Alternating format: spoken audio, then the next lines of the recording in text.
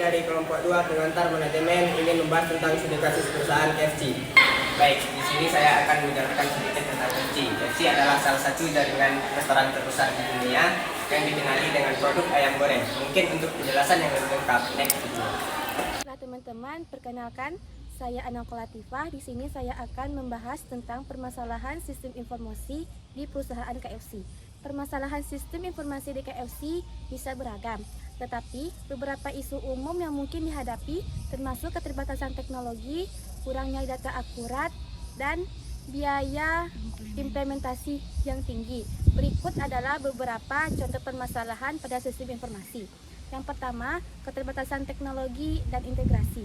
Keterbatasan teknologi, KFC mungkin menghadapi tantangan dalam mengadopsi teknologi baru atau memperbarui sistem yang sudah ada.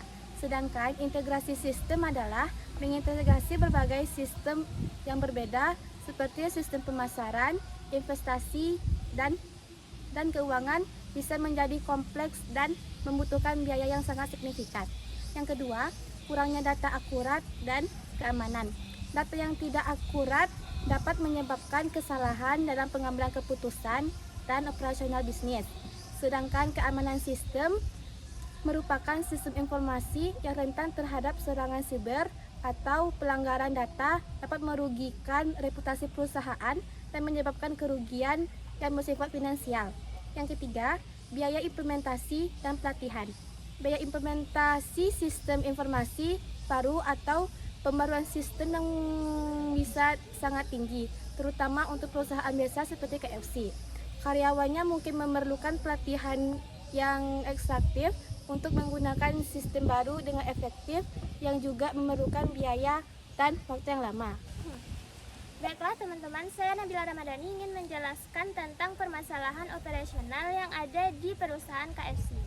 KFC telah sukses melakukan ekspansi ke berbagai negara seluruh dunia, termasuk negara Cina.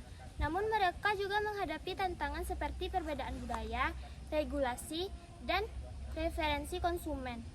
Studi kasus ini dapat meneliti strategi ekspansi di pasar internasional, termasuk adaptasi produk dan strategi pemasaran, serta upaya untuk mengatasi hambatan budaya dan operasional. Studi kasus ini dapat memberikan wawasan berharga tentang bagaimana KFC secara efektif dan beradaptasi dengan perubahan lingkungan bisnis. Dengan menganalisis berbagai aspek manajemen operasional KFC, kita dapat memahami praktik terbaik dalam industri restoran cepat saji dan mengambil pelajaran untuk bisnis ini. Baiklah teman-teman, saya Sri Rizky Meulia akan menjelaskan permasalahan supply chain pada perusahaan KFC. Siapa yang menyangka sebuah merek besar seperti KFC pernah mengalami krisis pasokan ayam yang mengejutkan publik. Tahun 2018 menjadi tantangan KFC bagi Inggris.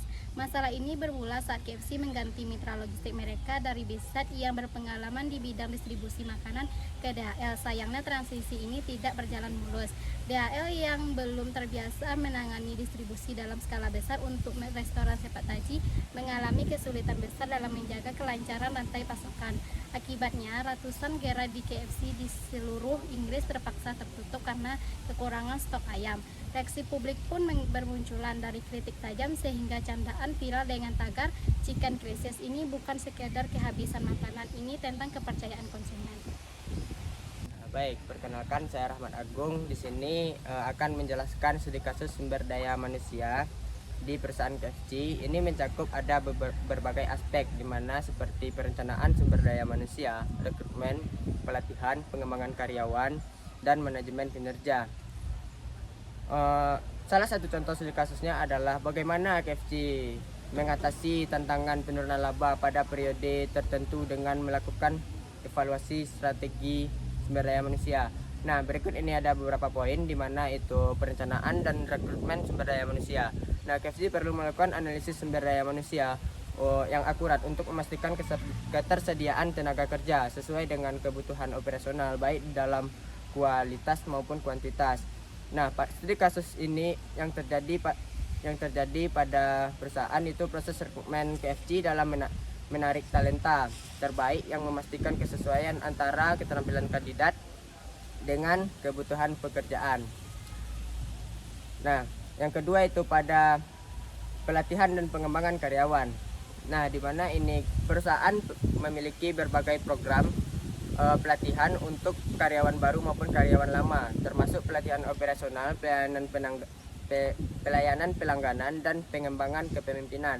Nah, studi kasus ini dapat memiliki kesempatan pengembangan karir bagi karyawan seperti promosi jabatan, rotasi pekerjaan untuk meningkatkan motivasi dan retensi karyawan. Nah, Assalamualaikum warahmatullahi wabarakatuh. Perkenalkan, nama saya Yelna Aresa dengan NIM 33222125. Baiklah, di sini saya akan menjelaskan tentang studi kasus pemasaran KFC dan adaptasi di pasar Indonesia. Seperti yang kita ketahui, KFC merupakan salah satu perusahaan makanan cepat saji global yang telah berhasil memperluas jaringannya ke berbagai negara termasuk Indonesia.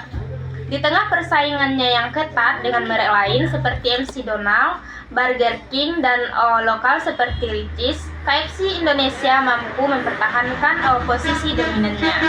Permasalahannya yaitu bagaimana strategi pemasaran KFC di Indonesia mampu menyesuaikan diri dengan preferensi konsumen yang lokal dan tetap menjaga citra globalnya. Strategi pemasaran KFC di Indonesia ada 4. Yang pertama, produk.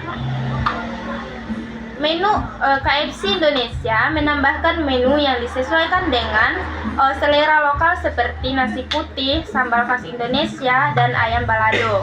Peluncuran menu seperti KFC Jack atau ayam kecil, KFC Winger, hingga kolaborasi dengan brand lain seperti KFC Egg Brian untuk menarik anak muda.